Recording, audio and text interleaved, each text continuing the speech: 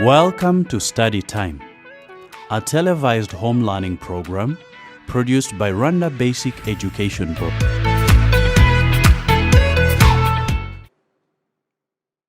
Here we are again, like we said last time, populations, humans, numbers, countries, continents, global, a village.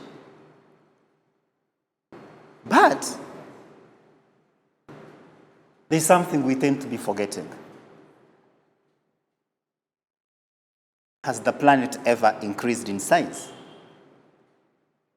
If numbers are rising, some countries have reached stabilization region. Maybe they are looking at their resources and say, you know what, this is enough. Otherwise, we are going to run out of control.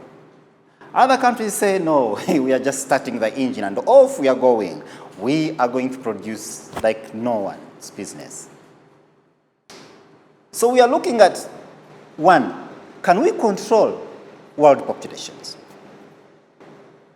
Remember, we are this time around looking at the world as a global village. Look at the whole continent, look at the whole globe as a small village. Look at it as a country. Because you're not going to spend more than 12 hours on a flight before you reach another country, another continent. Unlike before when people would take voyages on ships and they take long to reach, months or even years. So the world has become so small that what you do here today can have a devastating effect on a country thousands of miles from here. So think about it. Now the question is, are we able to control this explosion? Not a bomb, as we're talking about, but the rapid increase in numbers. When we talk of the baby boom, how many Gutwikurers do you have in a week? Kwitizina. So you all gather at home, jemwise kanaka, jemwise nadeje, jemwise gaju, ibintu nk'ibyo. You need to ask yourself, ni bangahe maze kwitizina in 2 days? Now multiply and do the math. Just in your quartier, in your mdugudu, in your relatives. So how many homesteads do we have in a country? So how many people are giving names to the young that are just born?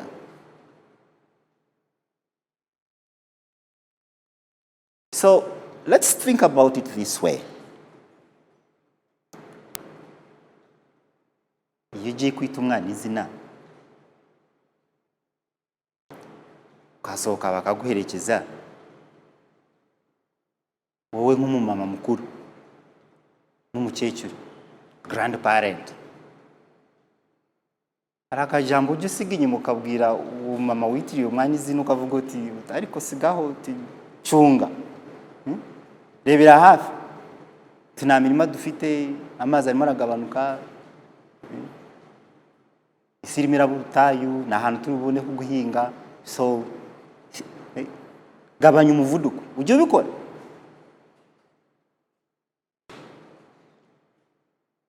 How do we control this world population? You as an individual, and you also as a student in Senior 6. Once you're done with this 4 years university, you're out, you get a job, 2 years down, wedding. And you say, I need to compensate for what I lost. There is no compensation. Others will come and give birth. Give what you can afford, what you can look after. Think about other people. Think about the very child you're producing now, how they are going to be in 100 years from now when you're not going to be there.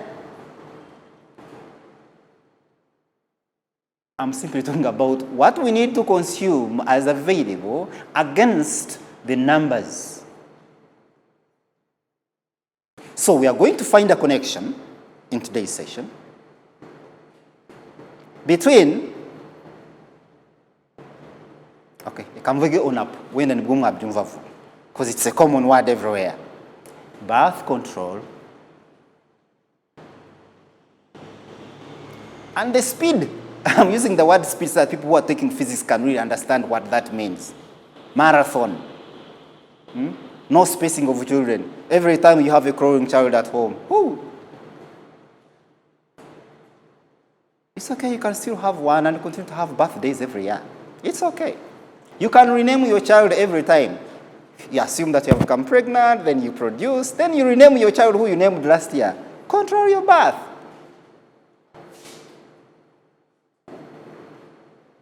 Again, resources. Birth control, number of children in a given time, while this is about spacing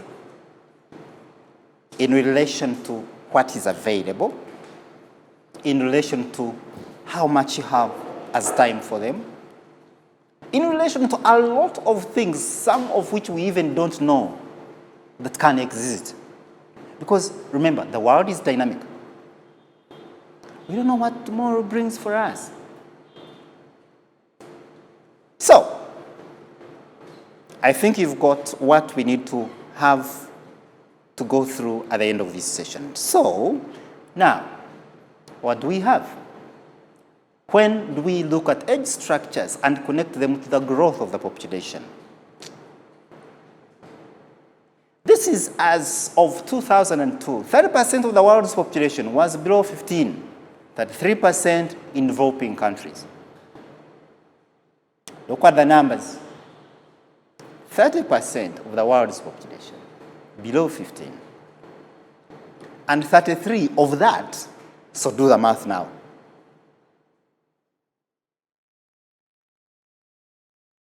in developing countries. So where are we? Developed? Developing? Least economically developing countries or medium economically developing countries? So we do not refer to them as rich and poor nations. So we kind of sugarcoat the words, but the truth remains. You know where we are. The question is, what are you working on to undo things?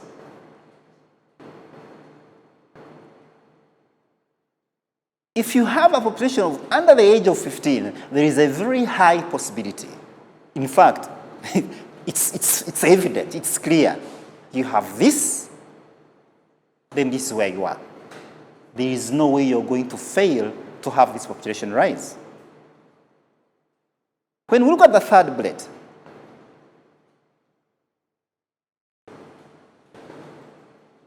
developed countries have stabilized, or their population graphs are actually kind of declining and taking a slightly nosedive shape. Where are we?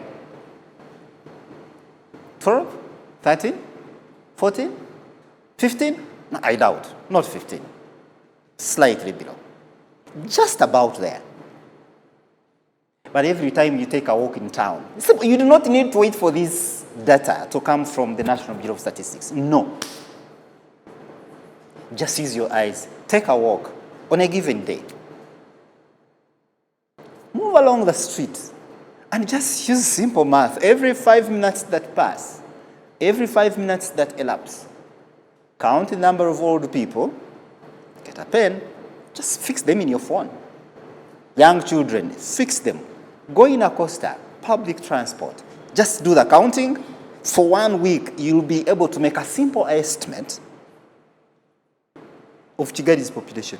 If you're in Chimironko, you can be able to tell from Chimironko to town, these are people who have come from their houses, they are going to town. And in the evening, they are actually going back home. So, can I use this as a simple statistics study? Unfortunately, these days, stay home and only move when you have to. So this assignment might have to halt in a way. So what are we looking at here? Can we depend on these simple numbers to make a prediction? Can we tell 10 years from now? Can we tell 15 years from now? What are we going to base on? When we model, when we make predictions, when we make assumptions, when we hypothesize in experiments and creating scientific proofs, we need to first have an idea of how something is going to flow. So the 2050 population as of Rwanda, as estimated, like we just saw in the previous slide, in the other lesson, we can, based on these simple numbers, small children, this much, adolescents, we are here, and then we are having the old ones, here. If we have a better health, can they keep there like this? And if we have a better health, the ones that were here as adolescents, and they reach reproductive age, they marry, they stay here. So our shape stays upright, like we said in the previous lesson. Can we keep these numbers this way so that this population of the adolescents, 50 years from now, hit 80 years? Wow, we have a very huge population of the elderly. But we need to think about this. They will have retired. Yeah, and they'll have no job. Who is going to feed them?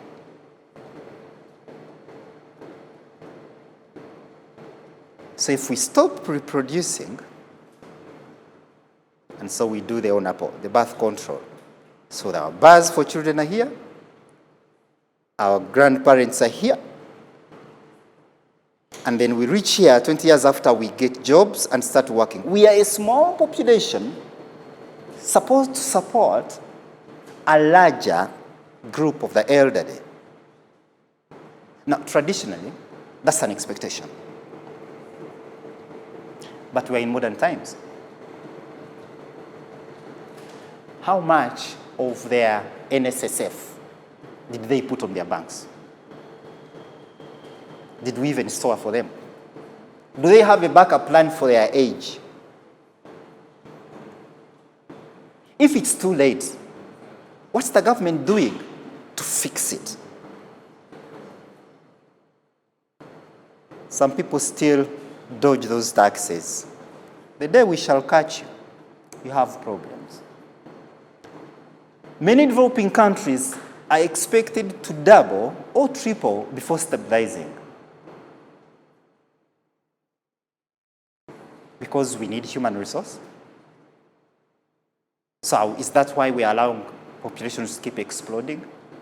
So you have Mexico, you have Ethiopia, you have Nigeria, Pakistan, and Brazil. Now, the interesting part here is that there is no Rwanda mentioned. Now, you need to ask yourself why I didn't put. And why is the question here. Where do we put ourselves? Below? Amongst them? Or above them? What is our per capita income? How much is a family able to generate in a day? How much is it able to save? How much is it able to depend on? $1 is close to 1,000 Rand francs. So that means that a kilo of ugari, beans, no sugar yet, no milk. How many are able to survive below that $1? If that's the standard that for a person to survive, at least he or she should depend on that. The interesting part, as the question now should be, do we have that?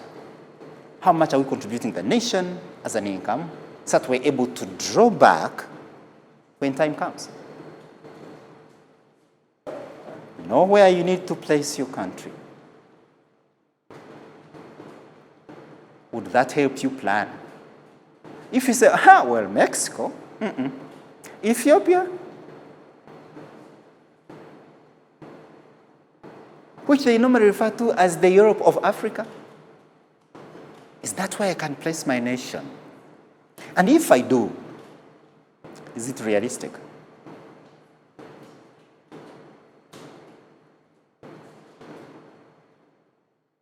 Are we idealists? Do we live the real world?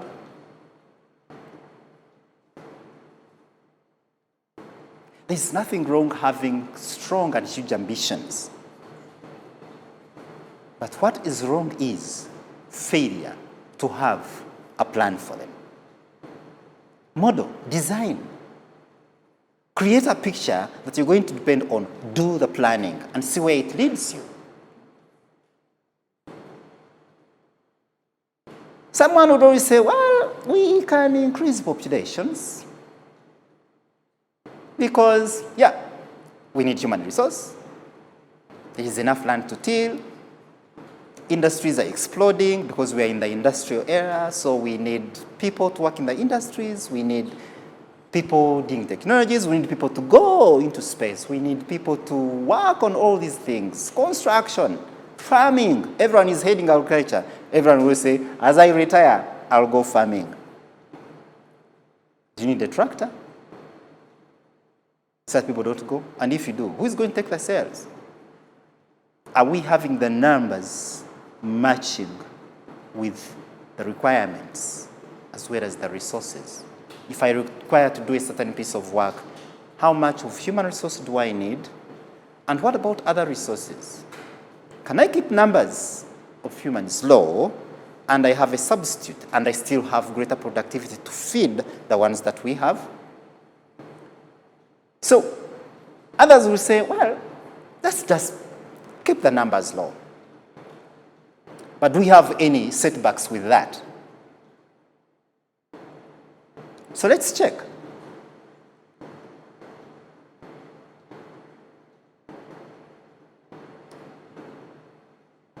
Look at that very carefully.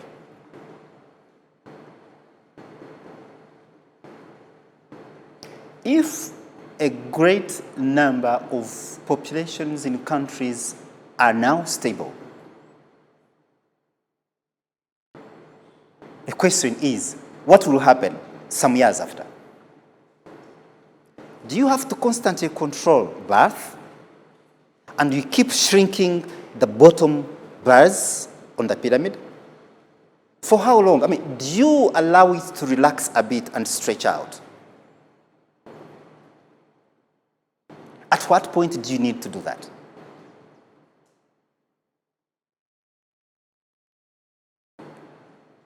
If rapid, one, the public services we do have, where everyone is expected to have a share, are they going to match the numbers? And it's okay. Weddings, marry, produce, numbers go up.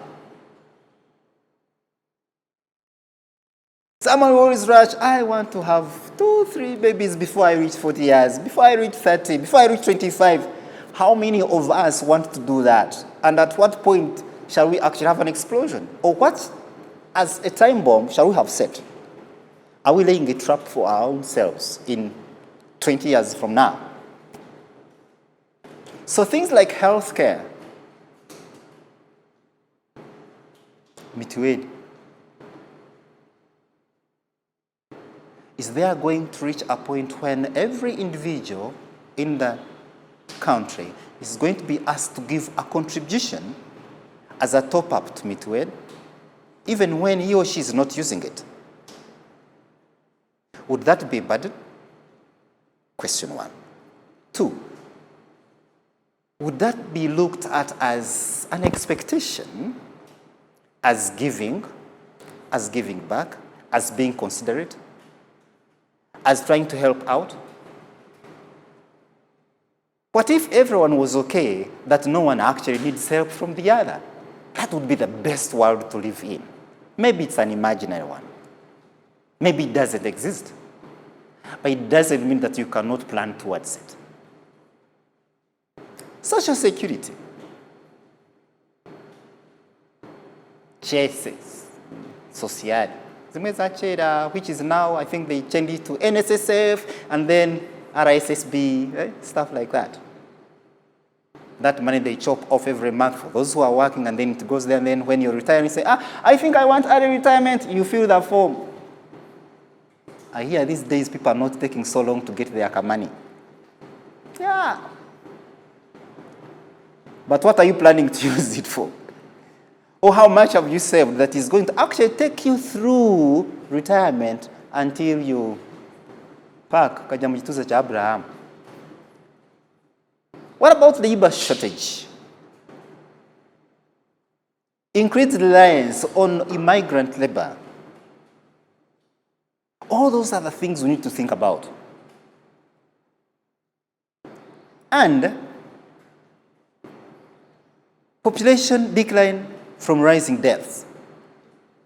One, it can decline, like we just said, when we do the birth control. And here, the numbers are going down because of deaths. Ever shooting up. We need to ask ourselves, what's the cause? Are we the very problems? Are we the very cause? Is there something we can do? Look at these figures. It's so painful to look at such numbers daily. It can even be more than that. Who knows? Do we account for every death? Are there some that just disappear and we don't know? What about a reduction in life expectancy? That someone by 65, you're off. That is the messiah that you can come across. We no longer have grandchildren grandparents to tell us, or we no longer see our great-grandparents because they cannot hit that bar of the highest age level. Productive workers. When a population becomes less productive in terms of generating an income and contributing to economic development, the rise in numbers of orphans, a drop in food production with loss of laborers. That's one other point. Now, we need plan B. We need something to work on here. Can we reduce HIV spread, HIV infection, the human immune virus infection? What are you doing back home? Do you abstain? Are you faithful to your partner if you're married? Senior 6, you're not yet. So that one does not work for you. Yours is abstaining. It's abstinence, nothing else. Let others come after. Maybe when you have no any other way or you're stuck. Restoring economic progress so that we can be able to have some bit of less dependence on foreign aid. Can we be able to generate our own income?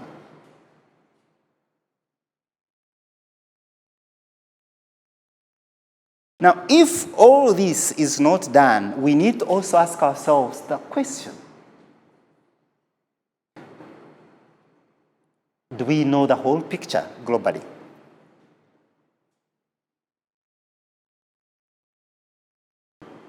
Looking at the whole globe, looking at the whole world, all continents added together, are we overpopulated? Is it wrong to ask ourselves such a question? The last time we had a lesson, we were talking about sustainable development, production, food. Can we sustain produce so that we are able to maintain our populations? If you have the food, you're healthy. Other things come in, but the primary requirement for health is nutrition. And if we don't, how much are we losing? How much are we degrading in terms of environment? So optimum would allow people to have a comfortable life without harming future generations. We might be doing something right now. I'm not bad after all. I'm not going to be 100 years from now. But the question is, are you setting a bomb that is going to explode to these children of yours 50 years from now? Do we have solutions? Can we reduce birth? Shall we have violated a certain right? What about religion? What does it say about it? If we cannot provide the basic needs for our children, we see no need to have more.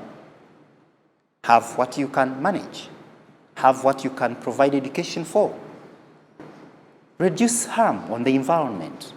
What about the death rates? Look at the lifespan. How much longer do you want to live? And what shall you require to live longer? In some countries, people say, if I can hit 50 years, I would say, thank you, God, take me, I'm already old. Others are saying, no, that's too young. We should hit a 110. If we have longevity, then everyone can be a contribution to economic development. You can take long to retire because you're still energetic. And can we reduce birth rates? What about abortions? When do we have to do it? What about empowering women? The longer they stay in education, the longer they marry. So by the time they think about having children, they actually produce few that they are able to look after with all the requirements. Good deal. If I were one, that's what I would go for.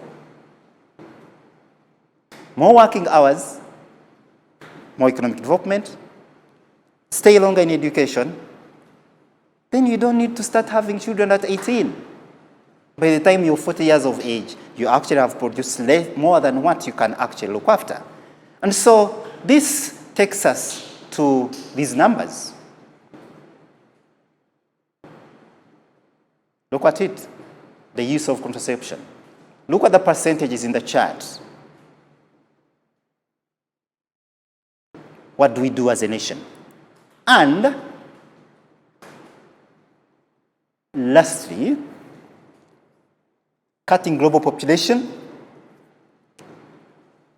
You have what the UN is always telling us: stabilizing population, have universal access to education. All these require resources, and these have to match with numbers. Eliminate unsustainable patterns of production and consumption. Have a balance, have a match.